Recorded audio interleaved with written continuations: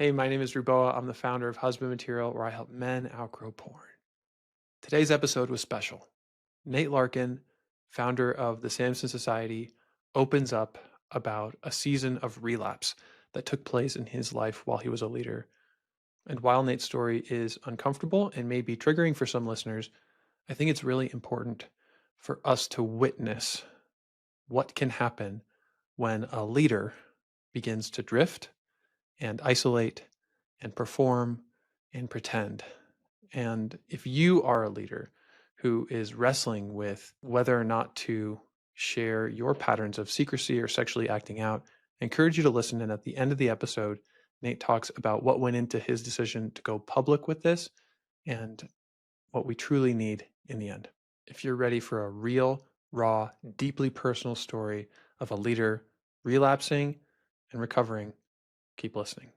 Welcome to Husband Material. Today, we get the delight of hanging out with Nate Larkin, who is the founder of the Samson Society, author of Samson and the Pirate Monks, and also co-host of the Pirate Monk podcast. Yarr!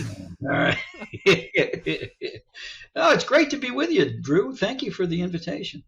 You're welcome. And I'm really excited about the Samson Society app, which just launched by the time this comes out. Yeah. Yep, we're going to debut it at the National Summit in Santa Fe, New Mexico, the weekend of November 7, 8, and 9. Team's been working on it for quite a while. We actually followed your lead, Drew. You guys were the first we heard of to go with the Mighty Networks platform. And our web platform was getting a little antiquated, and we didn't have a workable app. So we really respect and admire what you guys are doing at Husband Material. So we shamelessly copied you. Great. We're just trying to make it easier than ever for men to connect, because that's what it's all about, right? It's about authentic connection. It's what we're built for, what we're wired for, what we all desperately need. And when we can't get it safely, we're vulnerable to all kinds of workarounds that can lead to disastrous consequences. And when it comes to free, consistent opportunities for connection, I refer people to Samson Society. Every day of the week, anywhere in the world, you can go to a meeting and connect with men on the same journey. That's it right there. Yeah. And we're really hoping to ramp up. We've got lots of meetings every day, but we want to have even more meetings by the end of 2026. Our goal is to have at least one meeting every hour of every day. Wow.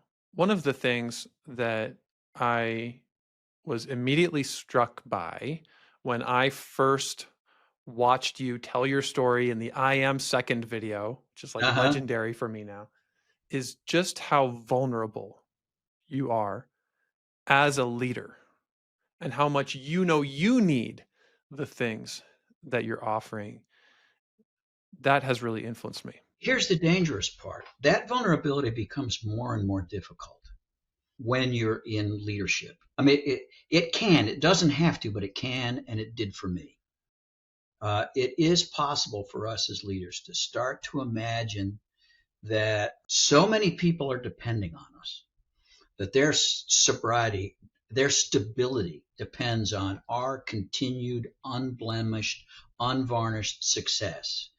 That when we do start to slip, it just would be too discouraging, maybe even catastrophic for me to let anybody else know. And it's possible for us as leaders to start to think of ourselves more highly than we ought to think. Imagine that we're more vital to this process than we actually are. And we can start once again to perform. I was so good at performing that I hid my addiction for 20 years. Nobody knew. I wasn't caught. I was really good at misdirection. I'm good on stage. I can freaking perform. That wiring is still intact. But performing is deadly for me. I have caught myself before performing in a recovery meeting. I'm always inspired when somebody else does the brave thing to be brutally honest and exposes my own hypocrisy. And I realize I'm just taking the edge off the truth. I'm polishing things just a little bit. I'm really trying to appear a little better than I am. And so sometimes I'm just encouraged by the example of somebody else's vulnerability to get more vulnerable myself. But it is possible to go off the rails. And anybody who is a regular listener to the Pirate Monk podcast, if they've listened within the last month or so, 6 weeks, I don't know when it came out, they know that we had the Nate Larkin relapse episode where I talked about it. What I found out is that the message actually was a great encouragement to an awful lot of people. And we're still reaping good fruit from telling the truth. Mm. Can you say more about what happened? Here's the thing. Relapses don't happen suddenly. They evolve, right? It's a misstep followed by another misstep by another. A slip is not immediately a slide, but a slip seen, admitted, corrected is inevitable.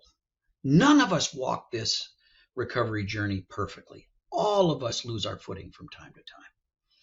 And so it's absolutely essential that we be walking with other people, that we disclose what we're doing, that they're watchful to what's going on, so we don't wander too far.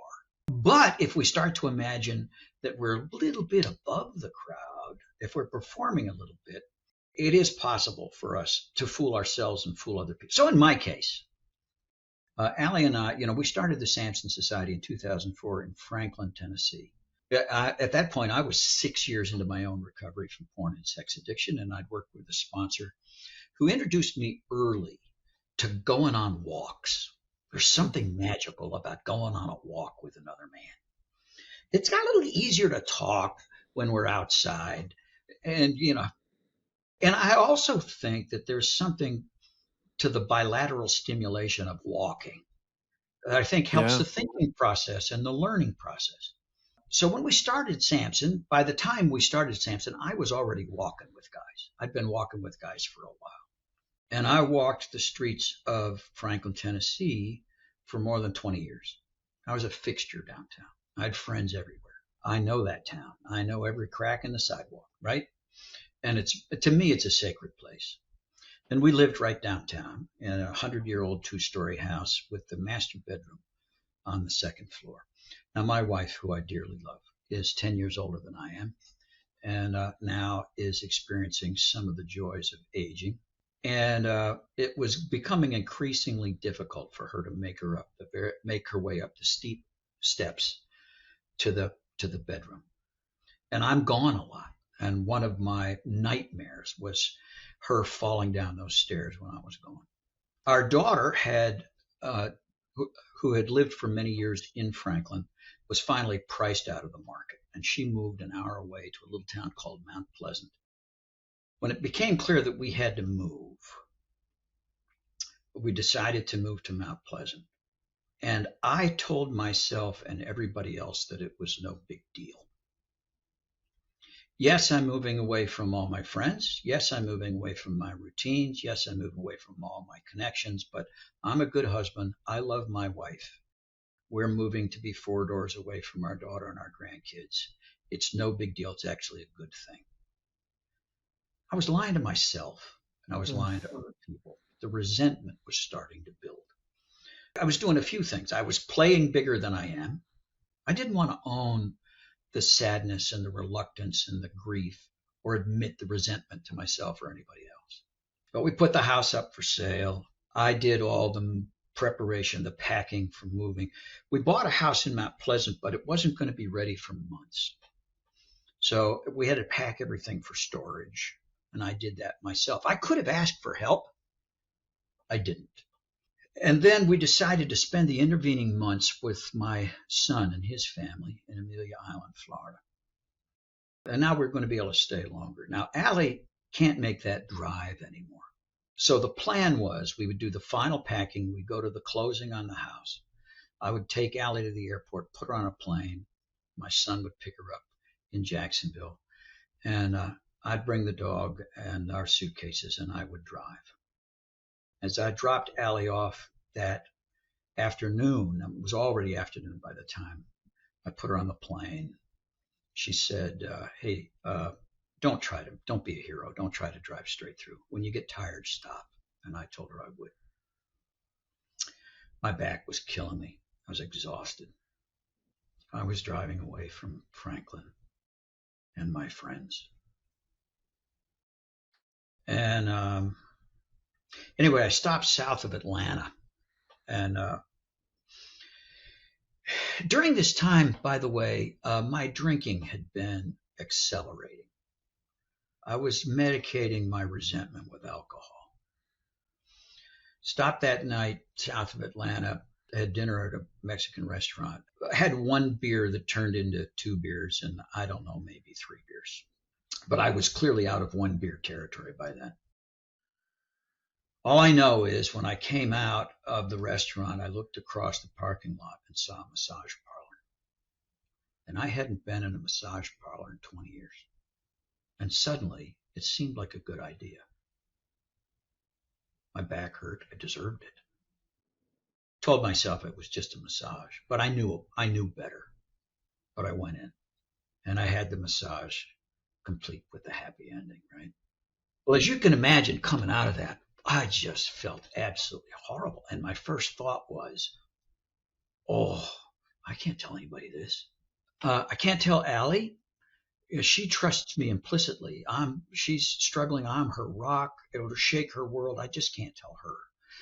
And I can't tell the guys either because they're all dependent on me. If word ever got out, it would probably destroy the Samson Society. So this is one and done. It will never happen again. I'm going to suck it up. I'm done. And I didn't do it again right away. But the next time I had to go out of town to speak, I did it again. Well, then I really gave myself a good talking to, and got serious, got back into just doing some journaling and all that kind of stuff. All the private disciplines that are necessary, but not sufficient to keep us sober, right? I was neglecting this vital ingredient called honesty and brotherhood. But I tried to do it myself. And I did succeed for the next couple opportunities I passed. That's the tricky thing. If it's tougher for those of us who the alcoholics call the periodic drunks to get sober, because every time we manage to pass up the opportunity, it feeds the illusion that we have the capacity to be sober. And then when we finally do fail, the condemnation is twice as bad because the message we hear is, you low down. Yeah, you didn't have to do that. What I did tell myself, I knew I had to talk about this, but what I told myself was, the reason I did it was because I was drinking. I need to stop drinking. So I resolved to stop drinking, which turned out to be much more difficult than I thought. And that was a safe thing to talk about. I started talking about drinking to my friends. I talked about drinking on the podcast.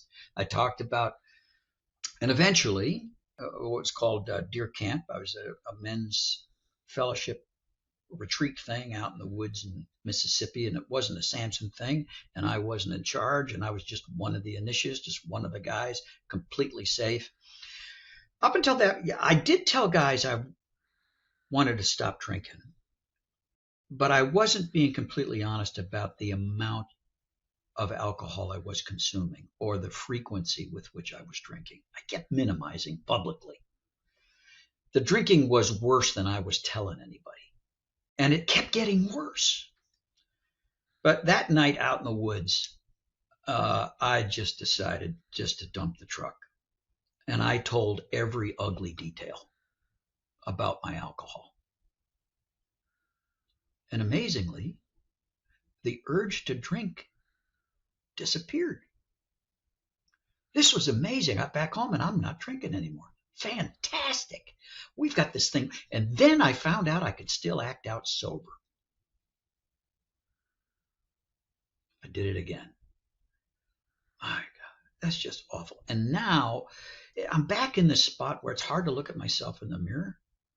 If I go out to speak, I know what the things I'm saying are true, but I'm not being truthful. I am charting the road to recovery, and I am telling the story, but I'm not telling the whole story.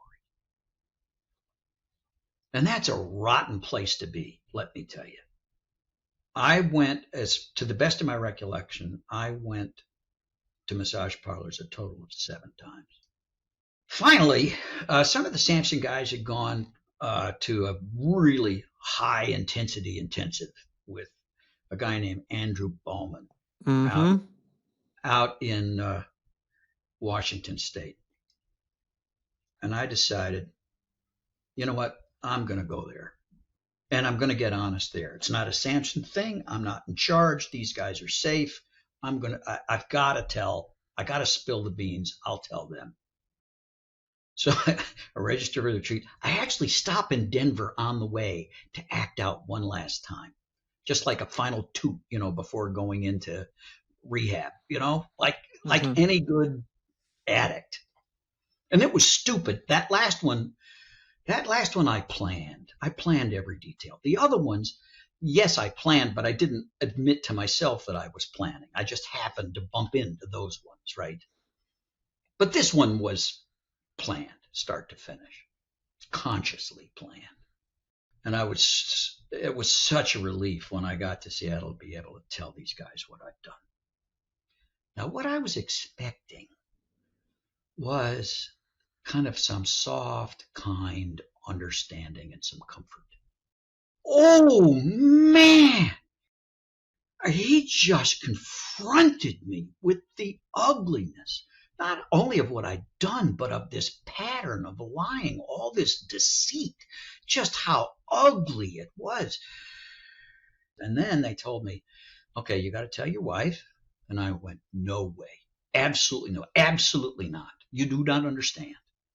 You don't understand how vulnerable Allie is. You don't understand the dynamics of our relationship. You don't know the destruction it'll cause. No, absolutely not. I said, you owe it to her. You owe it to yourself. You're not good for it. You don't tell her. I wrestled and wrestled with that. Then they said, I said, look, I will tell my closest guys in Samson, and I'll tell the members of my board.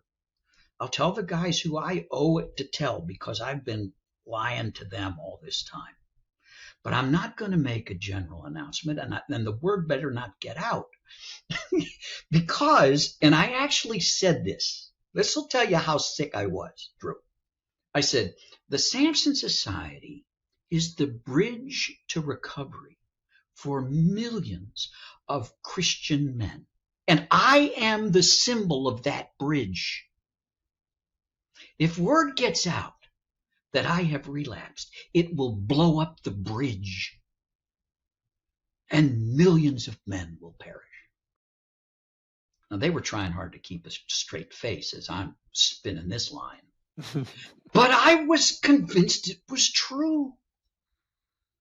I'm indispensable. And I owe it to these people to lie. It's not the first time in my life when I've lied for Jesus' sake, right? At any rate, they kept it up. So it's Saturday night. I'm absolutely exhausted. I finally decide to call Allie. I decide, all right, maybe they're right. Maybe they're right. I need to tell her. So I get her on the phone. She says, how's it going? I says, man, it's quite a weekend. I said, look, when I get back home, I need to tell you something. And she said, well, last time you started a conversation like that, it was hookers. I said, well, it's not hookers exactly. She said, just come on home. We'll be okay. And at that moment, I knew I had totally misjudged this woman. I had totally discounted the fruit of 27 years of recovery. That there was a foundation there that wasn't there at first disclosure. That this woman has some maturity and some experience. She's done a lot of work herself. She understands that it's not about her. And she has a genuine concern for me and my health. And they also told me, Nate, you need to step back from Samson and you need to go to treatment. And I'd never been to treatment, Drew. When I got started, treatment wasn't even a freaking option, right? And I didn't have the money anyway. So I'd never been to treatment. So anyway, I'm just crying my eyes out I had a big meeting scheduled for right at, I canceled that meeting. Uh, and I'm trying to drive through tears, and I'm calling the members of my close friends and the guys on the Samson board. And I call my chairman and say, look, there's a meeting next Tuesday. I'm not going to be there. I can't be there. I have to step back. I tell him the story and I say, look, I owe you the biggest apology. I dishonored our friendship. I didn't trust you. I'm sorry. And I had a lot of those conversations. And oddly, nobody pulled back. The amazing thing was they all leaned in. And actually, in many cases, our relationship went deeper at that moment. Well, one guy did really get angry. A couple guys, I mean, they were disappointed, but they understood and they processed it. One guy did say, I'm pissed at you. He's a good friend. I'm pissed at you. What made you think you couldn't tell me? Don't ever lie to me like that again. And then he said, how much is it going to cost to go to treatment? I didn't know how I was going to. And he wrote a big check to help pay for it. So the treatment place I was going to go to, I found it's a very intense, very professional. I couldn't do 30 days. This is a week, but man, is it an intense week with a whole team of therapists and psychiatrists and 16-hour days. They wouldn't accept me until I had a therapist. So I called Roan Hunter, asked for a therapist. I said, Roan, you're my friend. You can't be my therapist. Who would you recommend? He says, well, my therapist is Eli Machin. He's a legend. Eli's been around for freaking ever. He knows this territory. He's also very busy. But Roan made the call, and Eli said he would see Allie and me for 3 days of intensive work. So we went to Asheville for that. And then he conferred with the team at PCS in Scottsdale, and I went. And I went and cried for a week, Drew. And I want to tell you, I hadn't cried in 50 years, more than 50 years. I hadn't cried at my mother's funeral, and I hadn't cried since. I've been told all along that grief is a major part of recovery. And I tried to think my way through grief, but I'd never experienced, never processed, never experienced loss. I hadn't been allowed to as a kid, and I never allowed myself to do it as an adult. Man, it was so deep and so healing. It's amazing, Allie and I, we got so much closer. And we were close already. But Allie had seen that there'd been kind of a distance because I was hiding from her, right? And that distance was over. And I had been humbled. I hadn't been humiliated, but I had been humbled, and I needed that humbling desperately.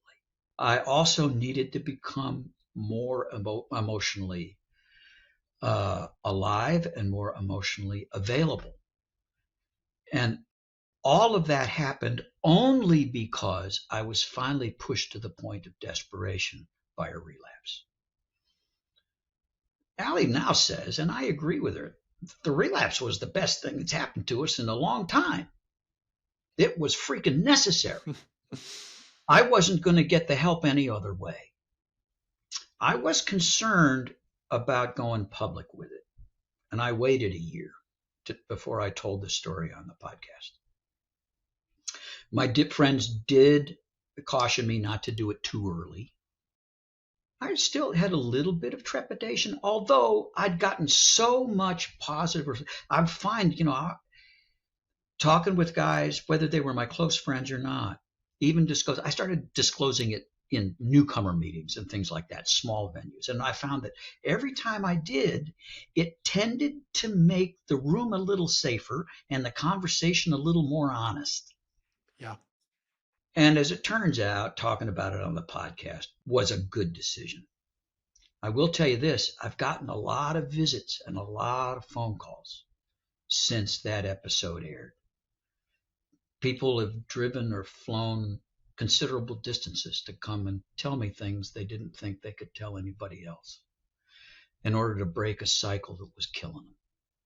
So now I'm actually working on a second book, almost 20 years after the first, a story. I'm writing the story of Allie and me. I want to give hope to other couples, right?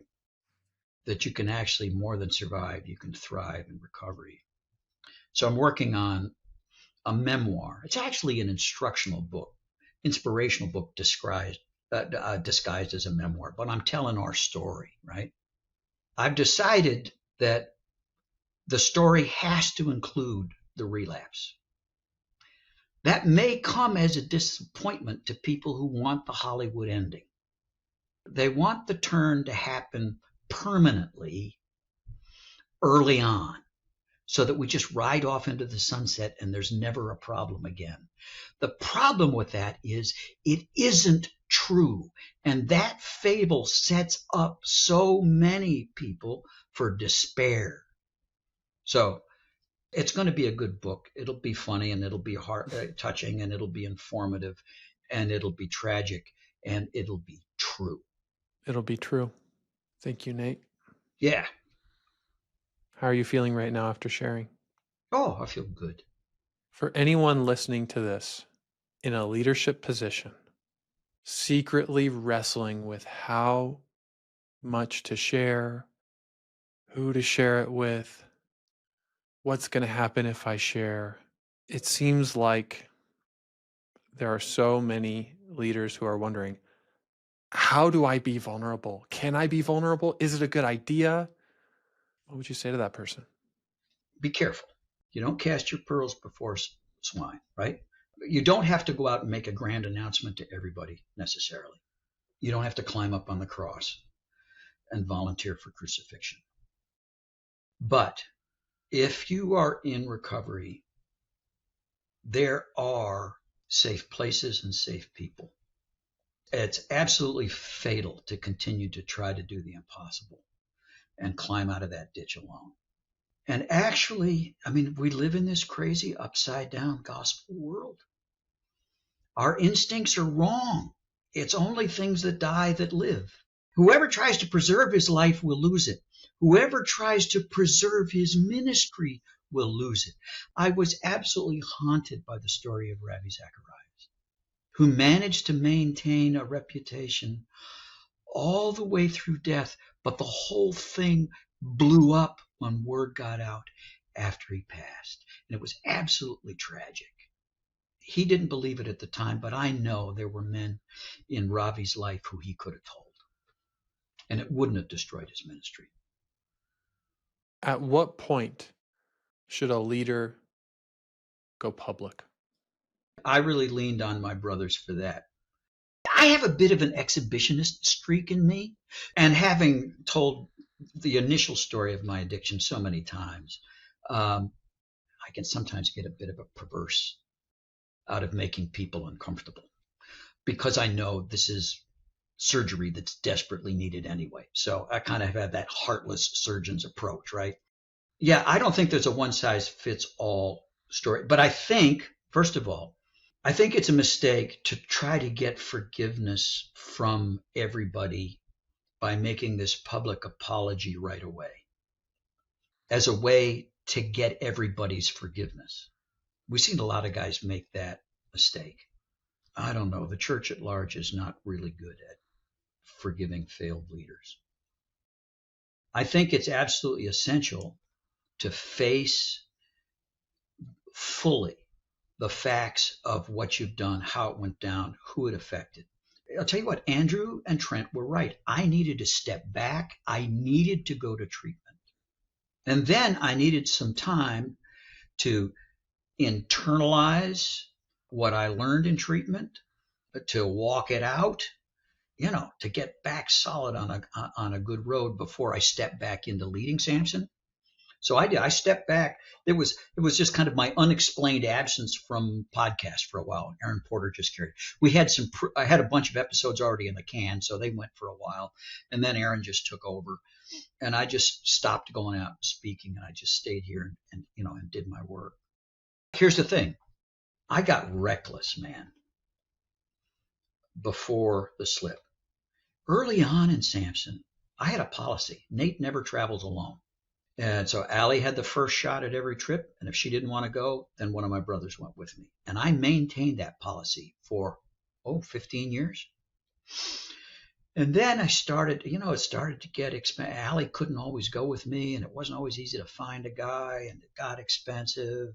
And I was doing fine. So I dropped that policy. I was not good at making myself visible and accountable. There were times when nobody knew where I was. And I was okay with that. I excused it. Having had this wake up call, when I got back, I put the old guardrails back in place. I don't travel alone anymore. I've got 360, Life 360 on my phone and two different circles. I got friends watching me. I got my family watching me. Everybody knows where I am at all times. And I feel safe with that. By the time I was stable, and when I knew that my disclosing it publicly would be good for the public and not for me. I wasn't doing it for personal reasons. I wasn't Yeah. doing it to try to salvage a reputation. I was doing it to try to strengthen a brotherhood and encourage other people to some badly needed healing. Then it was an appropriate time for me to say it. I can see how going public with a relapse or a pattern of secrecy could be serving a leader's own agenda rather than for the good of others. Right. Yeah. So you had to discern that. Yeah. Yeah. And it wasn't just my discernment. Allie was in on the decision. My close friends were in on the decision. What did Allie need from you after she found out? It was amazing, man. She just needed me to be close. That's all. She knew I was wrecked. She knew I was sorry. The crazy thing is she didn't need anything. She just wanted me. And it would have been okay if she needed something else. Oh, sure. Yeah, absolutely. She didn't ask me to, put the location thing on my phone, but I wanted to give it to her, right? She didn't ask me to, put my old guardrails back in place, but I was already, wanting to do that. How beautiful that she wanted you. Yeah, yeah, yeah. The instinct to hide is an old instinct. It runs deep. Because I'll tell you what, I grew up in Christian environments that were not safe to tell the truth. I learned to lie out of self-preservation. We're wired for survival. I learned to lie to survive. And there's still this part of my brain that says it's too dangerous to tell the truth. You have to lie to survive. But I live in a world today where it is not necessary for me to lie. And I forgot that. I go to a wonderful church, but I did tell the pastor, and I got kind of this. Yeah, the way he responded was just a little. I thought he doesn't really get it. But I have entire communities. I got the Samson Society community. It's safe. Husband material, I know, is safe. I'm in a pure desire group. It's safe. I don't have to lie anymore. I don't have to lie to my wife. I don't have to lie to my friends. I don't have to lie to myself. And unfortunately, I forgot that for a while. Mm. What does it feel like to be telling the truth again? Oh, it's, yeah. Well, anybody who's, has experienced getting honest knows what a great relief it is. And your fears didn't come true? Living a lie is a hard thing to do. The bridge is still intact. Yeah. And you know what? Even if I had lost some relationships, regaining my integrity would have been worth it. But the amazing thing is, I really didn't lose any relationships. If anything, they got deeper. That's what I see in husband material as well. Whenever one of our leaders gets to the point where there's something really significant Yeah, that they need to disclose to the community, yeah, the outpouring of love is just an avalanche of appreciation. yeah, yeah. We have to keep pushing back against this diabolical, perfectionistic, demanding version of recovery that in the end is legalistic, that is ungracious, that takes us away from the healing love of a compassionate and understanding Heavenly Father. Amen. Yeah, A father who says, come home. yeah, yeah, yeah. Just like Allie told you, come home. That's what it was. Maybe God was speaking through her. Yeah. You think? Holy smokes. Yeah. And I also appreciate you sharing your experience at the intensive, because sometimes we need to be confronted. Yeah, exactly. Yeah. I don't like to be confronted, but my ego is strong enough. There are times when I require it. And there's a way of confronting with compassion and curiosity. Yeah. I really was resistant when they came at me. They were not being cruel, but they were being firm. Yes. And sometimes, if I had to critique my own community, we could probably grow Hmm. in being firm, Yeah, yeah. because we don't want to become comfortable. Right, right. Yeah. I think there's a difference between a safe space and a comfortable space. Very good. That is a vital distinction right there. Yeah. And something I've learned from Andrew Bauman is maybe we should call it a brave space, Hmm. because it won't be comfortable. Yeah. I always want to think that it's my brilliant ideas and it's my great successes that are going to make a difference in this world. When Paul always talks about being a fool for Christ, and this idea, as it turns out, it's my failures that are most useful, That's true. right? He says, I will boast about my weaknesses Yeah, so yeah, that the power of Christ may rest on me. Not my strengths, that's right. not my performance, Yeah, not my good morals or Christian reputation. It's like, no. yeah. I'm making a run at that chief of sinners thing that Paul has claimed. You know what I mean? Yeah. And he was still an apostle. Yeah. Thank you for your vulnerability and your leadership in how you have responded to this relapse. I'm in the company of good men who helped me do the right thing. Well, guys, if you want to connect with Nate, and if you want to go to the Samson Society and find more safe spaces to be truly honest and vulnerable so that you can be held, so that you can be healed, go down to the links in the show notes. And always remember, you are God's beloved son. In you, he is well pleased.